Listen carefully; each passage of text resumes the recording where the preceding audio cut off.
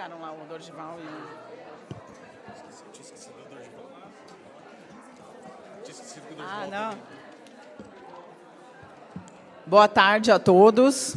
Então, já passamos um pouquinho do horário, esperando aí o pessoal se ajeitar, chegar, e vamos dar início. Então, se todos puderem sentar para que a gente possa começar a conversa. Dr. João Alberto é advogado, jornalista, teólogo, especialista em direito constitucional e financeiro, em ciência política, compliance empresarial, também tecnólogo em gestão pública, possui MBA em projetos sociais, membro da coordenação nacional da Marcha da Família, do Foro Conservador, delegado no estado da Paraíba da Confenapaz, Confederação Nacional das Associações de Pais e Alunos, e vice-presidente da Ordem dos Advogados Conservadores do Brasil. Ele vai participar de forma online, alguns dos nossos palestrantes vão participar de forma online, então eu peço agora que seja aberto o microfone para que ele possa fazer a fala. Bom, boa tarde a todos, eu creio que estão me ouvindo alto e claro, concordam? Sim, estamos ouvindo. Perfeito. Primeiro, agradecer o convite, me sinto extremamente honrado de participar com vocês. Segundo, agradecer a iniciativa, que é extremamente importante. Estamos lutando, pleiteando que isso aconteça nos mais de 5.500 municípios do nosso país. A exemplo do município onde eu resido, João Pessoa, na Paraíba, onde teremos audiência pública também na próxima semana. Mas eu gostaria de ser objetivo, né, nas minhas explanações, até para não cansar essa seleta plateia e as pessoas que estão nos assistindo e vão nos assistir no futuro próximo.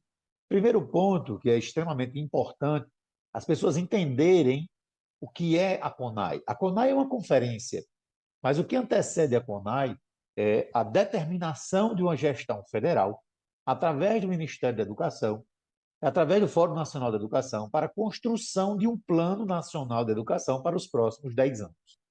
Isso implica dizer que há um comando da gestão federal para que seja moldada a educação no próximo decênio, 2024, 2034.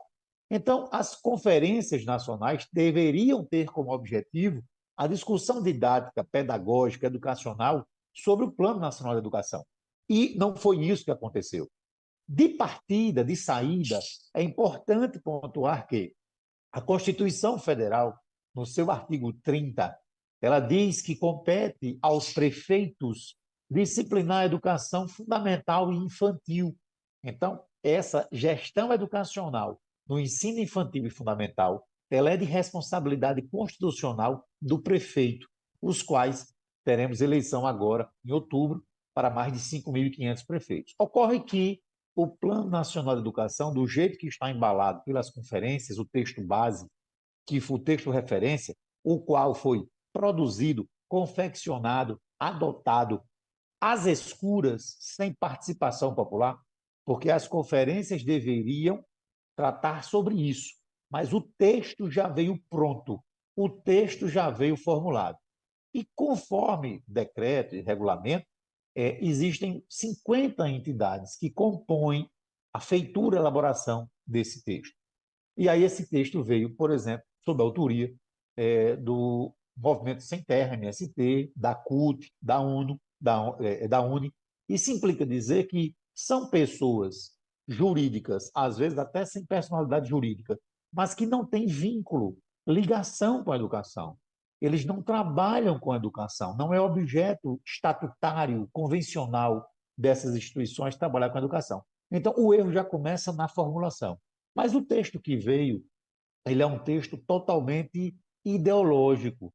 Não é o texto base que foi discutido nas conferências nacionais de educação. Ele não trata de educação.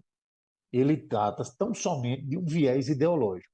E eu falei do artigo 30 da Constituição Federal, tão somente para dizer a vocês que, se esse texto base da CONAI for aprovado, os prefeitos, os mais de 5.500 prefeitos, e os 27, 26 e o Distrito Federal, governadores, perderão sua autonomia, porque essa discussão ela foi dividida em 7 eixos dentro desse texto base, que vai ser remetido para que o Congresso aprove, e eu creio que o Congresso não irá aprovar. Mas, no eixo 1, você já tem a perda de autonomia dos prefeitos e dos governadores no que tange à educação municipal e estadual. Isso é uma aberração jurídica, é inconstitucional, é ilegal e confronta e afronta todos os institutos básicos do direito constitucional basilar. Então, de pronto, a primeira informação que eu gostaria que os senhores e as senhoras fizessem essa retenção é perda de autonomia de prefeitos e governadores se o Plano Nacional de Educação para 2024 a 2034 for aprovado no Congresso Nacional.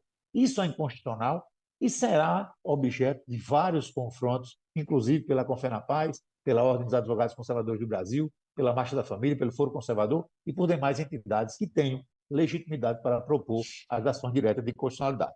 Passando para um segundo ponto, prometo que não usarei meu tempo na integralidade, deixando mais espaço para os colegas, o processo administrativo CONAI ele é totalmente viciado. Ele é viciado e ele será objeto de ação civil pública e de ação popular, uma vez que não foi dada a ele publicidade. Essas discussões, as conferências, não aconteceram em todos os municípios, como deveriam. Isso fere o princípio da publicidade, contido no artigo 37 da Constituição Federal. Da mesma forma, ele fere o princípio da efetividade, da eficiência. Por quê? Porque o texto já veio pronto. As conferências não discutiram a elaboração do texto. O texto veio pronto e depois foi só uma missa de corpo presente para manter o mesmo texto. Lembrando que eu estive na CONAI, no Distrito Federal, assim como o doutor Inês também, nós estivemos lá, assim como vários outros colegas estiveram lá, de vários outros estados, e inclusive fomos hostilizados, porque eu sou advogado, professor, sou também pastor batista e sou jornalista. Fiz o meu papel como jornalista lá e fomos hostilizados na fila, né, quando da entrada no evento da CONAI. Mas esse princípio de eficiência ele foi vilipendiado por um motivo muito simples. O texto já veio pronto, não houve discussão, não houve publicidade, não foi discutido nos demais municípios, ele simplesmente foi remetido para sua aprovação. E é claro que, didaticamente falando, o texto não fala sobre pedagogia. O texto não fala sobre as matérias, por exemplo, que vão compor esses núcleos básicos curriculares. Se falou lá sobre ideologia de gênero, né, sobre Paulo Freire, houve alguns ataques a quem pensa ideologicamente de forma diferente, houve enaltecimento à questão, né, de conflitos, né, de guerra que hoje estão acontecendo na atualidade. Então, dentro do contexto administrativo e jurídico, o processo CONAI ele é nulo, porque ele infringe o princípio da publicidade, da eficiência, e ele está calcado num desvio de finalidade assim, totalmente evidenciado. Lembrando que existem duas decisões que são importantes, inclusive para a comunidade LGBT, quero dizer a todos que não há nenhuma oposição minha a ninguém que faça parte de qualquer que seja a comunidade. Estamos aqui no espaço democrático discutindo ideias e não pessoas. Mas é importante dizer que o texto base do CONAI é um texto que poderá ser enquadrado como crime. Porque vamos imaginar o seguinte: a partir do momento que você tem uma ação direta de inconstitucionalidade por omissão, que prevê crime de injúria racial, quando você, de alguma forma, você vilipendia alguém que pertence à comunidade LGBT, e também com o mandado de injunção, que também diz a mesma coisa, então implica dizer que, se eu tenho um texto CONAI que expurga, que expulsa, que trata com preconceito a educação católica, a educação evangélica, o homeschooling, a educação cívico-militar, e tenta criminalizar isso, nós temos o mesmo modus operandi. Nós temos o mesmo espectro de injúria racial. Se, através da ação direta de inconstitucionalidade por omissão, 26, o STF julgou que, se você fizer essa acepção de pessoas em relação à comunidade LGBTQIA+, você estaria cometendo crime de injúria racial, eu, como sendo um cristão evangélico, e um torcedor do homeschooling, da educação evangélica e católica. Se for expurgado a minha ideia de participação na educação nacional, eu posso interpretar que está havendo um crime de injúria racial contra a minha pessoa e contra todas as demais que pensam diferente. Isso está no eixo 2, na página 58, no ponto 266 do texto base inicial, que tinha 179 páginas. Inclusive, deixo à disposição da Câmara meu número do WhatsApp, meu perfil do Instagram, para discutir com quem entender de direito, seja de esquerda, seja de direita, seja de centro. O importante é discutirmos como educadores que somos. E, para finalizar, eu gostaria de dizer a todos que o processo de educação em relação à CONAI e ao Plano Nacional de Educação não é um processo educacional. Veja, há necessidade de um Plano Nacional de Educação? Sim, há. Agora, temos que falar de educação. Temos que falar de português, de matemática, de física, química, temos que falar sobre educação, processos pedagógicos, de como a criança vai se desenvolver e assim sucessivamente, seja na crise de super-herói, pedagogicamente, formação do caráter, da personalidade. Isso é educação, isso é falar sobre educação. Agora,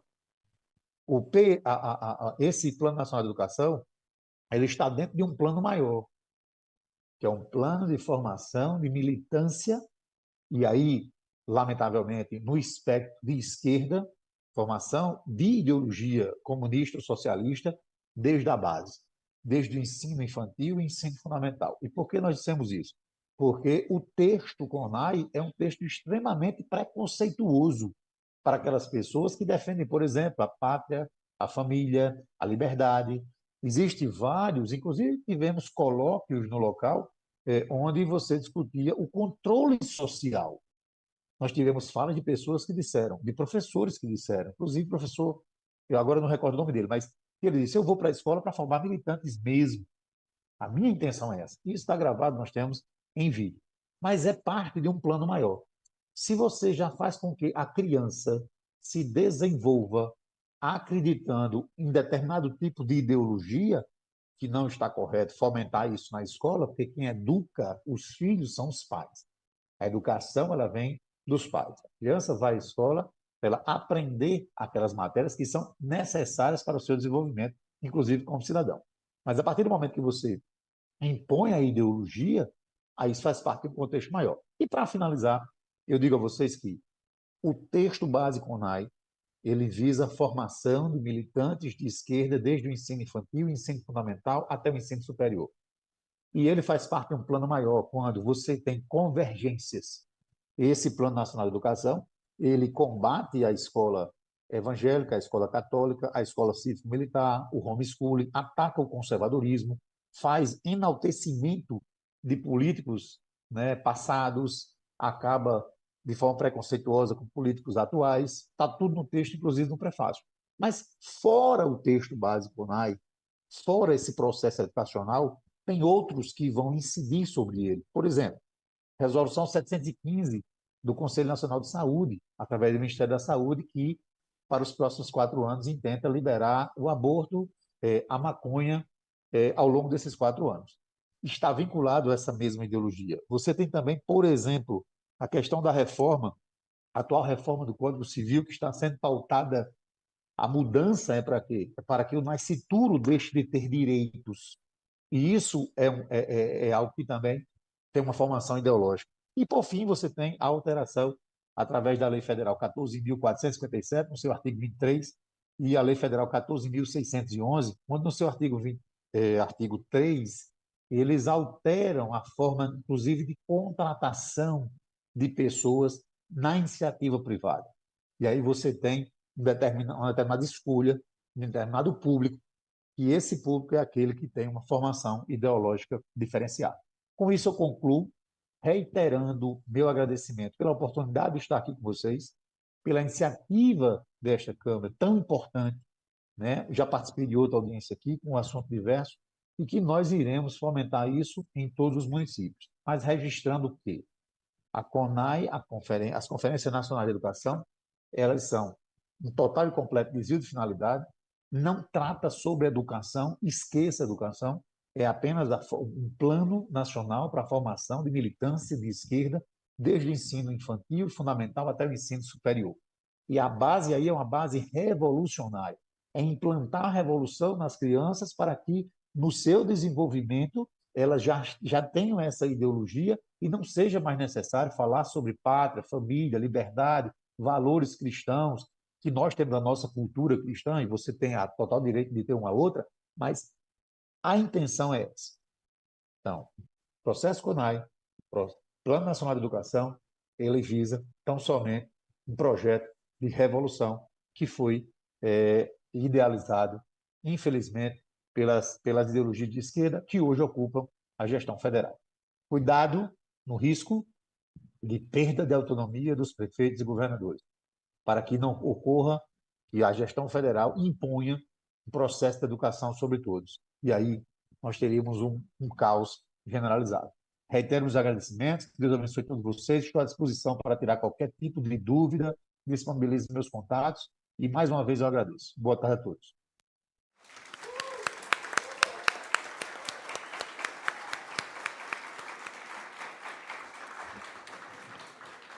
Eu agradeço ao professor Dr. João Alberto, acho que foi muito importante a fala dele, né? Alguns pontos importantes aí, principalmente em relação à perda de autonomia dos estados e municípios em relação à educação, então acho que isso nos afeta nos municípios, o processo do CONAI, a falta de discussão, e também a questão da liberdade educacional e da autonomia dos pais, né, para a educação. Então, agradeço o professor pela fala.